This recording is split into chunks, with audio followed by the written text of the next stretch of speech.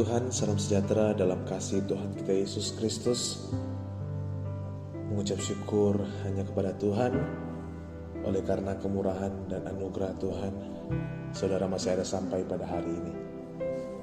Sebelum kita melakukan kegiatan sepanjang hari ini, mari sama-sama kita mendengarkan kebenaran firman Tuhan yang saya ambil dalam 1 Yohanes 4 ayatnya yang ke-19.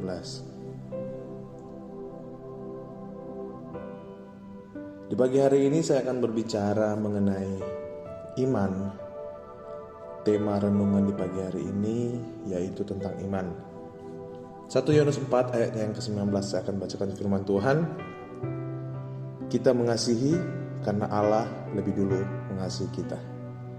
Saudara yang dikasihi Tuhan, kita tahu Allah yang lebih dulu mengasihi saudara. Lewat pengorbanannya, Dia rela datang ke dunia, disiksa, mati, dan bangkit untuk saudara. Yaitu Yesus, Dia telah rela mati untuk menebus dosa saudara, untuk menebus dosa seluruh umat manusia. Saudara yang dikasihi Tuhan, bukti Dia yang lebih dulu mengasihi kita sangat terngiang-ngiang dalam pikiran kita. Bahkan ketika kita mengakui sebagai orang Kristen, pengikut Kristus, kita percaya lewat pengorbanannya, lewat kasih-Nya dalam kehidupan kita. Untuk itu, wajar untuk kita balik mengasihi Allah, balik mengasihi Tuhan Yesus. Karena sangat terbukti kasih-Nya dalam kehidupan kita. Dia yang lebih dulu, untuk itu kita wajar mengasihinya. Bahkan Yesus mengajarkan, kasihilah sesama manusia sama seperti kita mengasihi diri kita sendiri. Dan hukum yang sama dengan itu yaitu kasihi Allah. Jadi kasihi manusia dan kasihi Allah. Nah, saudara yang dikasihi Tuhan, di pagi hari yang indah ini kita akan membahas tentang iman. Bagaimana kita sebagai orang Kristen yang percaya kepada pribadi yaitu Yesus Kristus. Kita percaya karena Dia mengasihi kita. Nah, saudara yang dikasihi Tuhan, adakah orang atau pribadi yang kita tidak kenal tapi kita percaya? Tentu tidak. Ketika kita mempercayai satu pribadi, otomatis itu pribadi yang kita sudah kenal. Tidak mungkin kita dalam pekerjaan atau dimanapun kita yang orang yang kita tidak kenal tapi kita percaya, itu tidak mungkin. Kita pasti percaya orang yang sudah kita kenal. Begitu juga pribadi Yesus. Ketika kita beriman, percaya kepada Yesus, otomatis Dia pribadi yang sudah kita kenal. Seperti ayat 1 Yohanes 4 ayat 19, Dia yang sudah mengasihi lebih dulu kepada kita. Untuk itu kita mengasihi Dia dan kita percaya karena kita sudah merasakan kasih yang luar biasa lewat pengorbanannya Dia di atas kayu salib yang terutama. Nah, puji Tuhan, saudara yang dikasihi Tuhan, di pagi hari yang indah ini saya akan membahas tentang iman kita kepada Tuhan Yesus. Bagaimana iman kita kepada Dia? Karena banyak yang saya dapati beriman kepada Yesus, mengatakan kita pengikut Kristus, tapi pengikut Kristus yang materialistis. Pengikut Kristus yang matre. Kenapa saya berkata demikian? Karena hanya mau beriman kepada Yesus, tapi hanya mau berkat-berkatnya saja. Mau beriman, tapi hanya berharap mujizat-mujizatnya saja. Tidak mau mencari pribadinya Dia, bahwa Dia yang sudah lebih dulu mengasihi kita. Banyak yang saya dapati seperti ini, mengikut Kristus hanya mau kepentingan diri sendiri, hanya mau mujizatnya saja, hanya mau berkat-berkat jasmani. Pengikut Kristus yang matre bisa dibilang.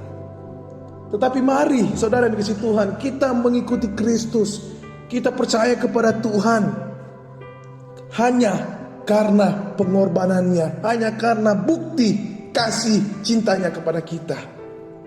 Itu yang harus kita pikirkan. Kita mengikuti, percaya kepada pribadinya. Kalau memang kita mendapatkan mujizat, mendapatkan berkat, itu karena seizin Tuhan. Bersyukur atas pemberian yang Tuhan beri kepada kita. Jangan terlalu berharap, karena kalau kita berharap materi, kita akan kecewa saudara yang dikasih Tuhan. Jadi mari iman kita harus rubah, beriman dengan benar-benar sesuai dengan firman Tuhan.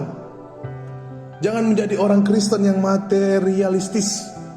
Jangan menjadi orang Kristen yang matre, yang mau mengikuti Kristus, mengikuti Tuhan hanya karena mujizat. Oh, keluarga saya ada yang mengalami sakit yang susah untuk disembuhkan. Ketika saya percaya, ketika saya beriman,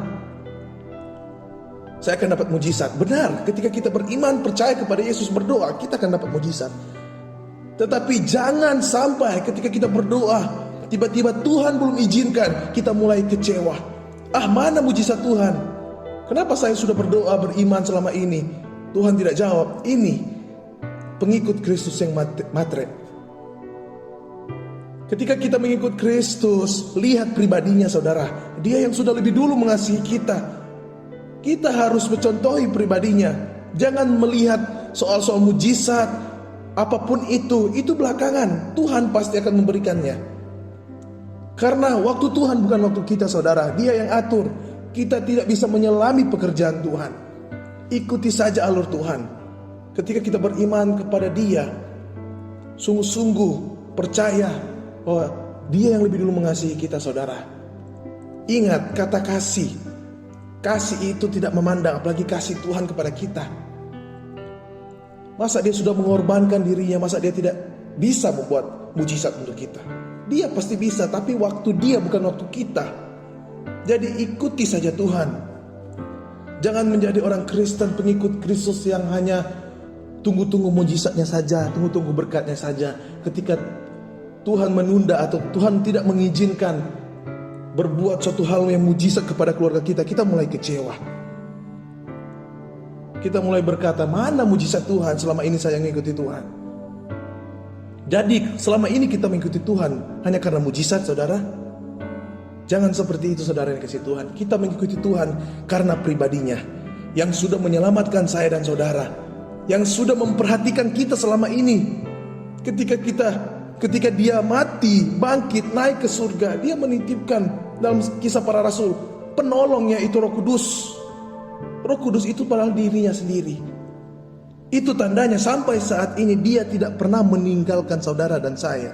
Jadi kalau kita mengikuti Kristus, kita harus perhatikan pribadinya yang sudah mengasihi kita secara luar biasa. Soal mujizat pertolongan Tuhan pasti akan Dia berikan kepada kita. Saya sudah sering bilang dari tadi, waktu Tuhan bukan waktu kita. Kita tidak bisa menyelami apa yang menjadi pekerjaannya. Kita hanya bisa berharap karena kita percaya waktu Tuhan adalah waktu yang indah dan tepat. Tidak pernah terlambat saudara kasih Tuhan. Jadi jangan menjadi orang Kristen yang matre, hanya mau berkat-berkatnya saja. Ketika Tuhan tidak mengizinkan untuk berbuat hal yang ajaib, kita mulai kecewa, mulai mundur dari iman percaya kita. Jangan menjadi Kristen seperti ini saudara yang kasih Tuhan. Tapi mari kita lihat pribadinya yang tidak pernah meninggalkan saudara dan saya. Kalau kita menyadari ketika kita terpuruk, Dia angkat kita saudara yang dikasih Tuhan. Kita menyadari setiap hari kita masih ada semua karena anugerah dan kemurahan Tuhan. Coba kalau kita koreksi diri kita merenung, begitu banyak pertolongan Tuhan sebenarnya saudara yang dikasih Tuhan. Jadi di pagi hari yang indah ini, kita belajar bersama bahwa iman kita teguh kepada pribadinya, bukan secara materi. Puji Tuhan, semoga firman Tuhan di pagi hari ini memberkati kita, menjadi rema dalam kehidupan kita. Kita sama-sama bersatu dalam doa. Bapa dalam sorga, terima kasih buat firman-Mu yang datang dalam kehidupan kami. Kami mau Tuhan percaya penuh kepada pribadi-Mu. Jauhkan ya Tuhan dari pemikiran-pemikiran yang kotor, yang sesat Tuhan. Biarlah ya Tuhan terus berikan kami kedewasaan rohani, agar kami bisa berpikir jernih menuruti firman Tuhan. Terima kasih Tuhan di pagi hari ini, sepanjang hari ini kami serahkan dalam tangan-Mu, sertai kami. Engkau Allah Immanuel yang selalu menyertai kami. Kami percaya itu dan kami alaskan doa kami di dalam nama Tuhan Yesus Kristus. Haleluya, puji Tuhan. Amin.